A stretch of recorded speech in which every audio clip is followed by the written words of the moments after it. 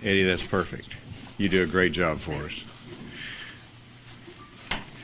Thank you for joining me this afternoon for the latest update. I'm pleased to be joined by Secretary Nate Smith, Chancellor Cam Patterson, our Surgeon General Dr. Greg Bledsoe, and then today we have Secretary Preston from Commerce and Director A.J. Gary from ADAM. Yesterday, I reported that we had 118 cases in Arkansas. Today, we have 165 positive test results. This is the largest increase, but it's reflected also by the fact that we've had our largest number of tests done. And again, I congratulate the Department of Health for running the largest stream of tests. And then we'll have, of course, UAMS that will be coming online as well. So the testing will continue to increase, and I expect the positive cases to continue to increase as well. I want to particularly thank, and I know others have done that, but I want to say that I appreciate our healthcare workers that are in the battle.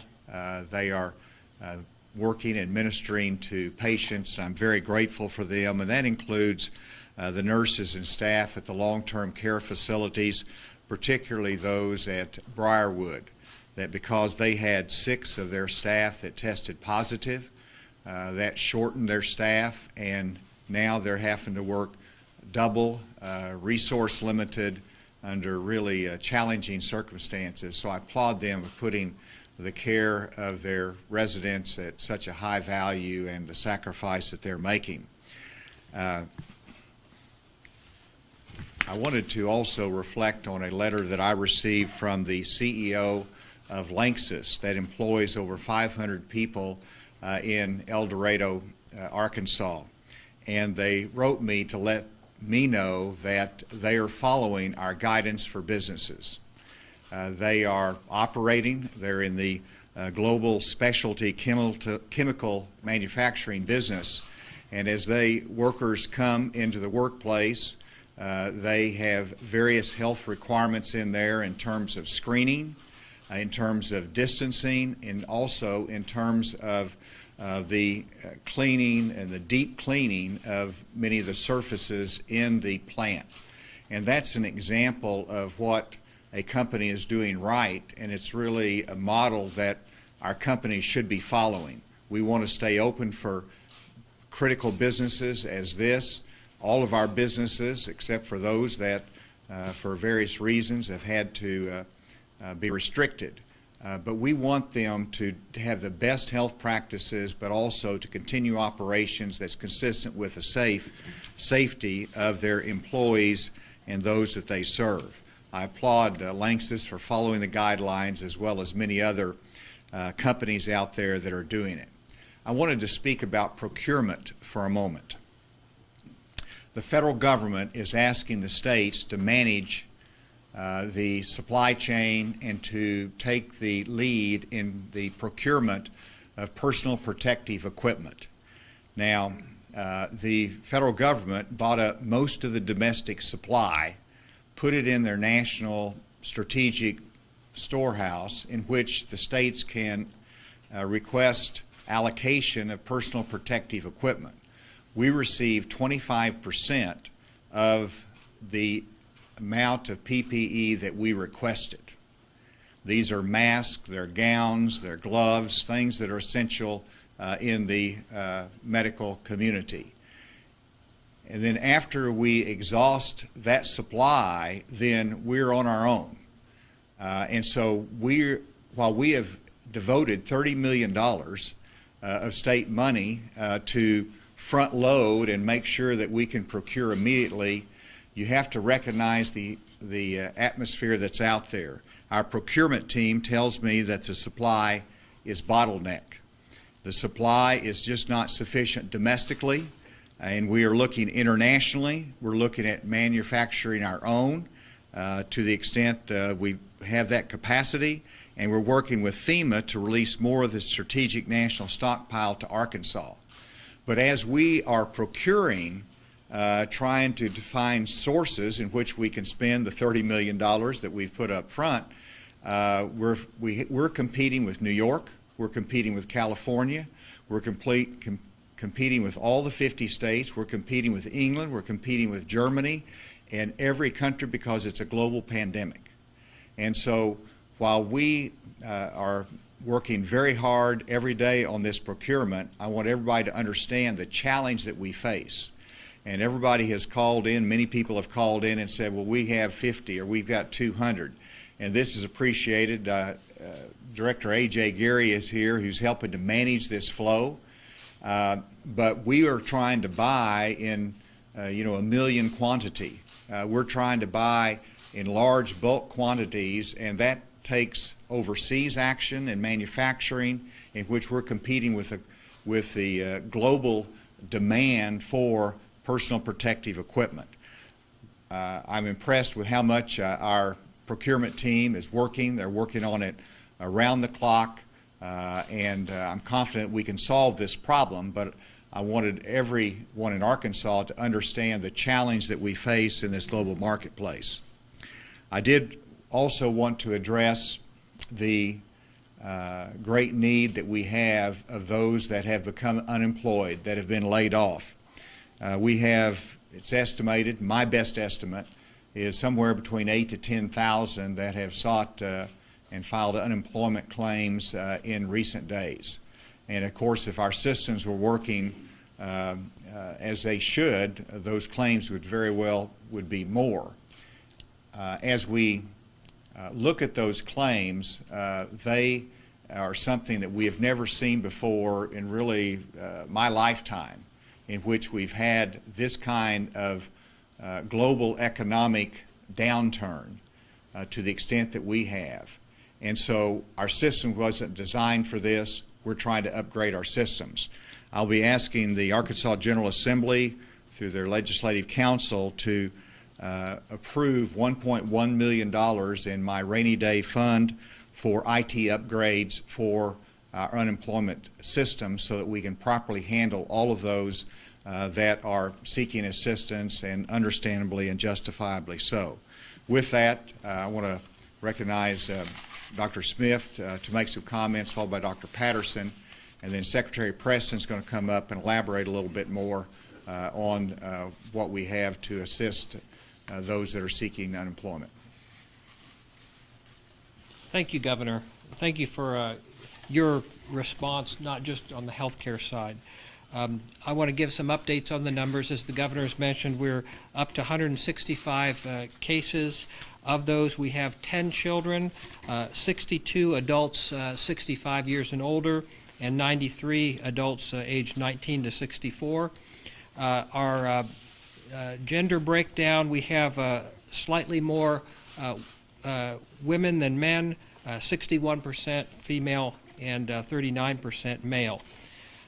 In terms of race breakdown, we have 18% African American, 70% white, and the balance are other. We've had 19 patients hospitalized at one point or the other.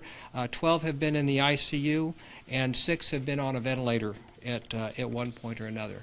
I want to give an update on the nursing home situation. We have had a total of 44 nursing home workers and residents test positive in the 3 nursing homes that we're investigating at this point. The most number of cases are coming from the Briarwood Nursing Home here in Little Rock, where we've had 35 residents test positive so far, and 6 staff. We are in the process of testing all the residents and all the staff at all 3 of these nursing home facilities. But we don't have all those results yet. Really, the reason that we've been able to respond is due to the tremendous increase in our lab capacity that the Governor mentioned. And I just want to give a really strong call out to our public health laboratory personnel. They started doing this testing less than 2 weeks ago, and our capacity at that point was only about 5 to 10 per day. And yesterday they did 139 tests. So they have been working around the clock very hard, and will continue to build our capacity there. Another group that I want to mention and that are very worthy of praise is the nursing home staff throughout our state. They are really on the front lines as much as doctors and nurses in the hospitals. And they're working very hard. Some of them are having to pull 12-hour shifts because they're short-staffed, especially with staff who are out because of positive tests for COVID-19. Some of them are even staying in the facilities to care for those residents, and there are some real heroes there. I've been blessed to receive a lot of notes and texts, emails from people saying that they're really thankful for the Department of Health and what we're doing, and they're praying for us. But this group of individuals, those who are caring for our nursing home residents, they deserve a special praise and thanks, and please keep them in your prayers as well. Lastly, I wanted to mention that we are going to be doing quite a bit in terms of public education around COVID-19. This is so new.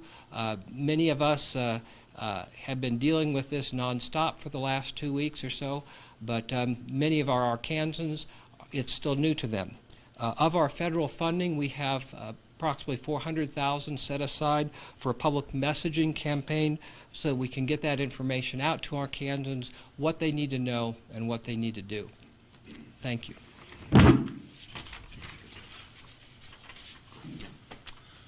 So I want to thank Dr. Bledsoe and Dr. Smith for their partnership, and Governor Hutchinson for his leadership. As we promised, UAMS will start doing COVID-19 testing starting tomorrow, and we will be prioritizing inpatients who need testing and also health care workers who are suspected of being COVID-19 positive. We'll be providing information on our website about sample submission and working with the Department of Health to prioritize which samples to process first.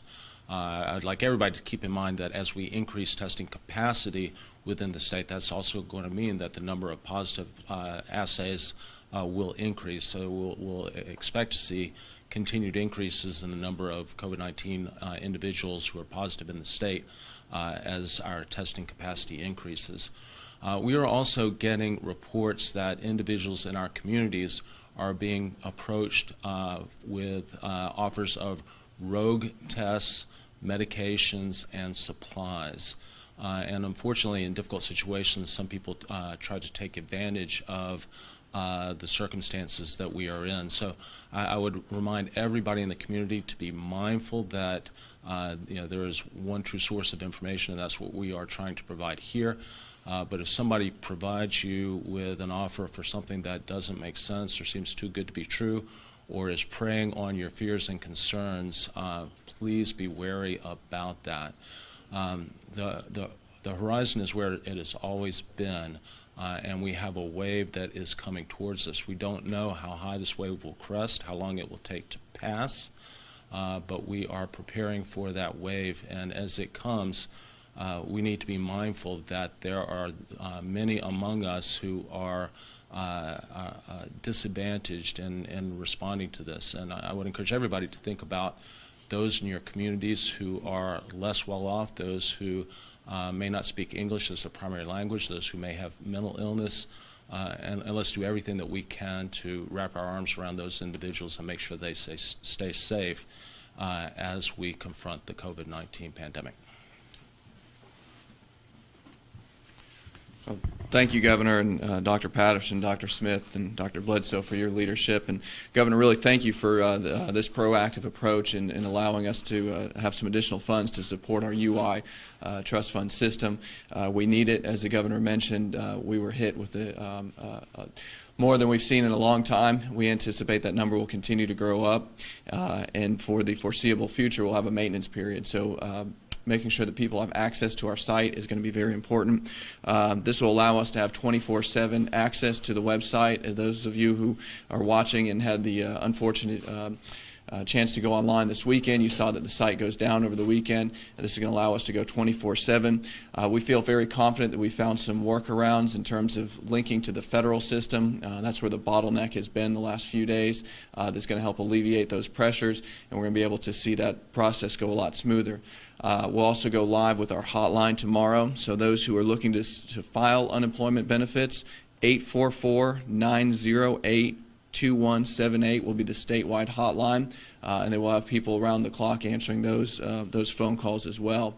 Would remind folks to please stay away from going directly to our workforce centers around the state. While they remain open, those folks are working on processing claims. They don't need to be out interfacing with the public. We want to avoid the large crowds. Please, again, call the number, call the hotline, go online. We're going to get this processed with the additional procurement that the governor's offering. We're going to have the IT resources that we need to support this for the next couple of weeks and hopefully long-term going into the future, depending on how this will last. So thank you, Governor, for that. Additionally, to those businesses out there who are seeking relief, we have our website set up at arkansasedc.com/COVID-19.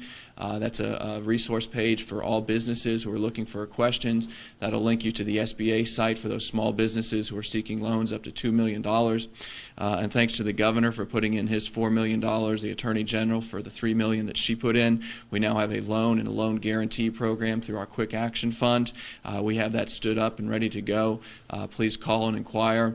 We've had over 300 calls and emails so far the last couple days since we've had that set up. We've been able to respond to all of them. We'll work through that. And additionally, we have our community development block grant funding that's going to help on some general assistance. So use those resources out there. Again, check out the website, the hotline. Those will be up and running. And with the additional resources from the governor and the legislature, hopefully we won't see any hiccups as it goes forward. Thank you. I'm happy to take any questions or, yes. Governor Cuomo has said he would add a premium to what he will pay for supplies. Is that something that Arkansas is in any position to do? Well, first of all, because of the demand, the price goes up. But Dr. Patterson actually was telling me where there was a procurement in which whenever we made the deal, when it got to the dock before it was shipped, they wanted to increase the price again. And so this is exactly what the problem is. When you have the states competing against each other for the procurement of these and looking at their own resources, it's a very competitive world out there. So, you pay a premium, and, we talk to the suppliers, and, they have to book time, and they don't have the goods in the warehouse to ship. They have to get on their production schedule for our state to produce these items. And so we're buying them. They have to be produced, they have to be shipped, and they have to get here. And so it's a very disconcerting supply chain right now, and that's just a reality of it. You got not just states competing, but you've got other countries, and some of them might be offering premiums. That's a challenge. Mr. Cuomo, sir, was among many big state governors and mayors this morning who were, there's a growing chorus apparently that's saying that that is nuts, that the state should not be in charge of the procurement and allocation chain, and that should be a federal responsibility. Could I ask your thoughts on that, sir? Well, if you look back on my comments probably 10 days ago, you'll see that I advocated for the administration to utilize their defense authority to manage the supply chain. And it's a matter of production, but it's also a matter of priorities. You're putting the burden on a company that manufactures ventilators to decide whether those ventilators that they produce are going to go to New York, California, or Arkansas. The same thing for respirators and all the other equipment that we're asking for. And so I'm delighted that FEMA has a role to play. I've talked to the CDC and asked them to help in terms of setting some of the national priorities in the allocations. We're doing all that we can, and I think that's the focus we have. We don't mind taking state responsibility. We took that responsibility. We put $30 million to help be up front on the procurement, but now we got to find the supply of that, and that's what we're competing for. Yes? Do you think that the folks who don't necessarily need testing for COVID-19 are causing medical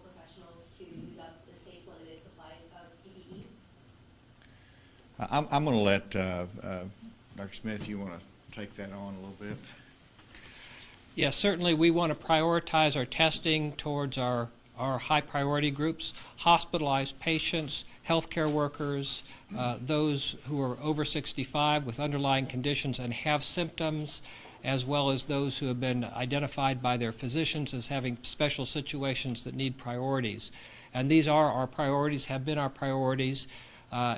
There are a number of folks out there who want testing, who have not been able to get it, and they're frustrated by it, but that's why we're focusing on those top priorities. At this point, we want to make testing as available as possible, and there are certainly some positive cases that we found among people who are not in our highest priority. We don't want to miss them, but as you've said, we need to conserve our testing resources for those who are in greatest need.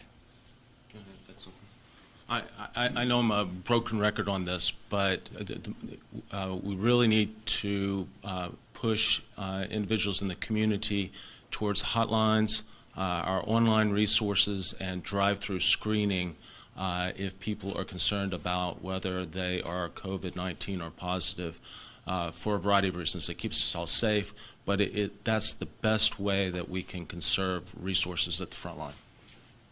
Yes, ma'am. You talked about unemployment. Rent is coming up for everybody, you know, on the 1st. Could you see yourself putting restrictions on evictions?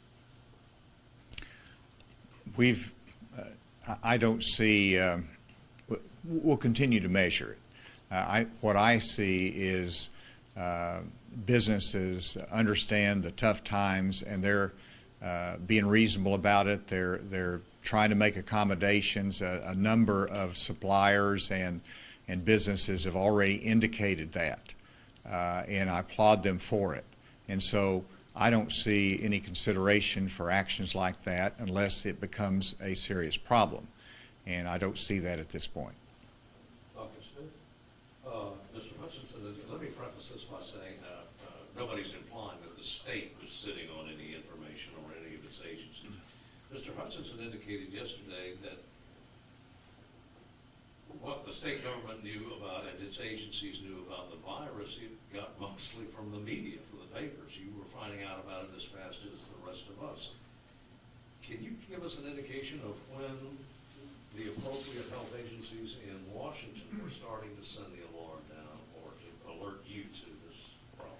I received a personal phone call from Dr. John Dreisner, Director of CDC's Center for Preparedness and Response, within the first few days of January to tell me about this virus that at this point didn't have a name, and at that point was thought to have limited human-to-human transmission. And so we had good communication with our federal partners really from the beginning, but at first it seemed that this was mostly an animal-to-human transmission, and the ability of this virus to efficiently spread from one person to another was not known at that time.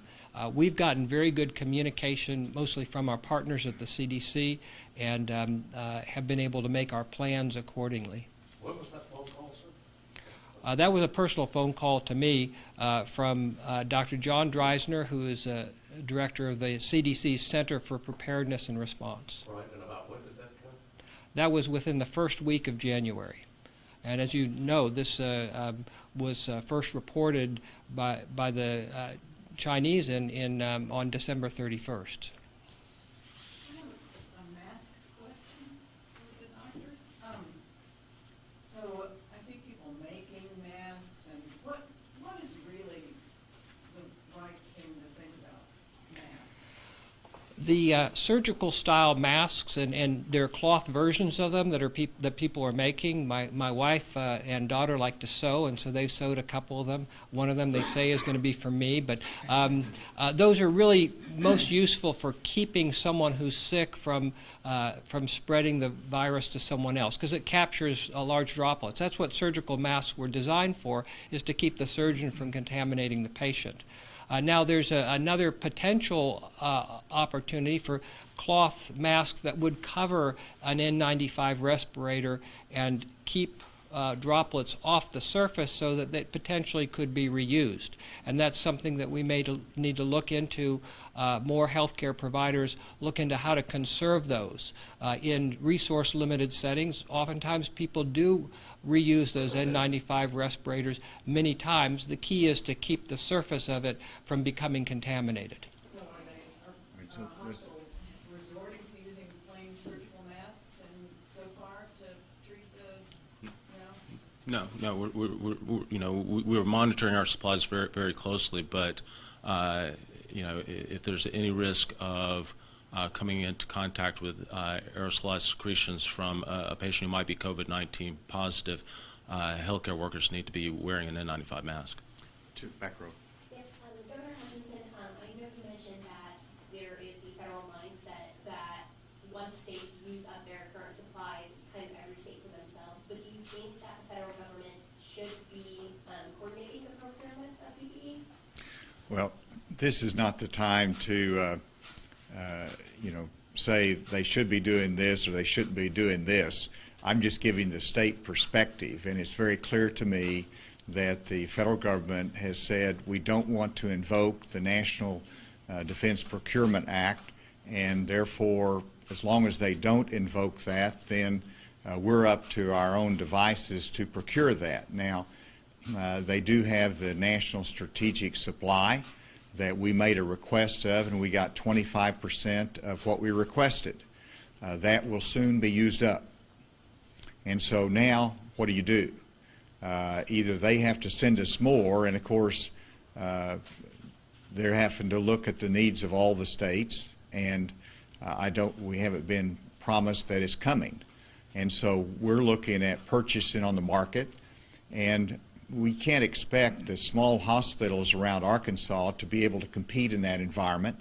So that's why we're doing the statewide procurement effort with $30 million invested up front. And so now we got to find the supply. And that's where you can see the challenge that exists.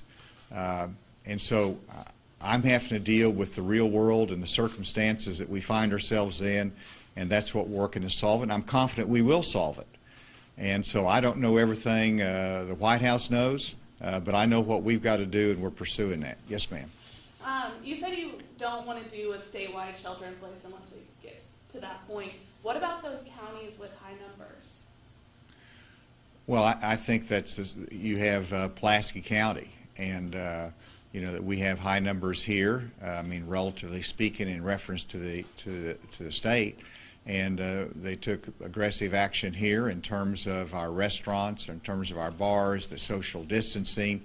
I look at what's happening, and people, by and large, are following that guidance. I think we can do better, we can do more, but I'm pretty impressed with how the public is responding to it. So no, I don't want to go any further than where we are right now. I want people to follow the guidance that we've given, and if we follow that guidance, we'll get out of here quicker, and we won't have to take that additional step. I think that's very important for Arkansas, that we don't have to do a lockdown, a shutdown of all commerce. That's not what we're about. I don't think it is. If we do our civic responsibility on this, then we won't have to take that step. So and yesterday we outlined what we expect the trend line to be. We've set that out there as a target. Let's beat it, and we can do it together. Are there any manufacturers in Arkansas who can help? Anyone who manufactures gowns or anything? And if, AJ, you want to answer that, you can. I'll start by saying that there are manufacturers in Arkansas that could convert, and some are more ready to convert than others. And here again is a little bit of a challenge. If you're asking a manufacturer to convert from their current product line to a new product line, then all of a sudden, the national supplies change. It's hard to know whether that is worth the investment in the right direction. And so those are big steps for manufacturers to do. We're looking at that option, but there's very, very limited supply in Arkansas in terms of that capacity. AJ, do you have anything more on that? Just real quick, the other point is to manufacture it here, we still have to get the supplies, and most of that is coming from overseas. So from the same places where they're manufacturing the mask, that's where they manufacture the supplies for us to finish that manufacturing piece. So those are all things that we're looking at and we're working through. Yes. On the nursing homes in Centerton and Little Rock, have you found anything out about how the virus got into the nursing homes, and particularly in Briarwood, where there's a patient or resident who had gone to the hospital and came back? We really don't have good information on the source of the virus for any of these three. In all three cases, it was detected by a resident who tested positive, and in at least two of the three cases, the testing was done in a hospital, but the patient hadn't been in the hospital long enough to have acquired that from the hospital. So it was recognized because testing was done in the hospital, but that wasn't the source. So if the testing was done in the hospital, was it appropriate to send the resident back to the nursing home before they got the test result? I think what we would do now, and what we have recommended all along, is that if you suspect someone enough to test them, then you need to treat them as if they were potentially infected. Now, that's not always been followed, and that's not just with regard to nursing homes and hospitals. There are people who have gone for an outpatient COVID-19 test and then carried on their business as if there was nothing different. Well, that's not appropriate. If we think someone's at risk enough to test them, then they need to self-quarantine until those results come back. One final question. I've got two of them. We've heard a lot about nursing homes and individuals, but what about in-home patient care and travel nurses? And then my second question, with a lot of people getting stir crazy, I've seen a lot of people go out to the parks, at the dog park especially, and with that being 10 or more, running along Murray Park, is that going to be something else that's going to be closed down in the near future, just for the sake of individuals? Let me answer the last part of the question. I've encouraged people to get out and enjoy the spring and to go hiking, to go fishing, and we can't just isolate ourselves in our homes for this long of period of time. And so get out, but when you get out, follow the social distancing.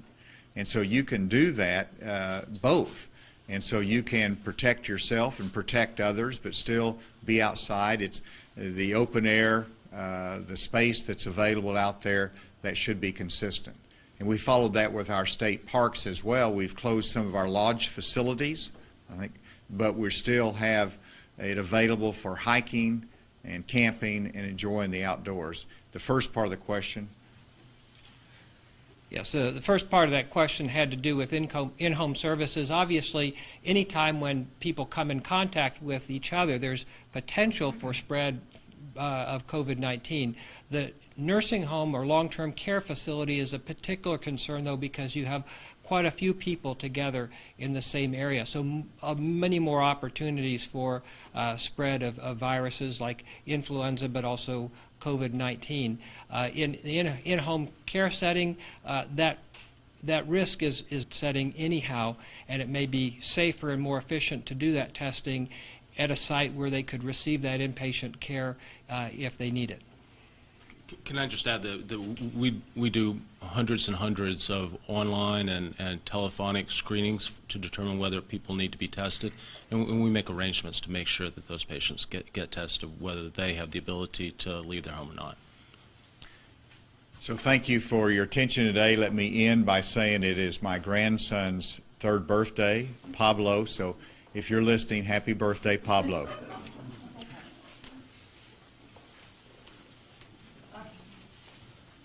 I'm deaf. I need to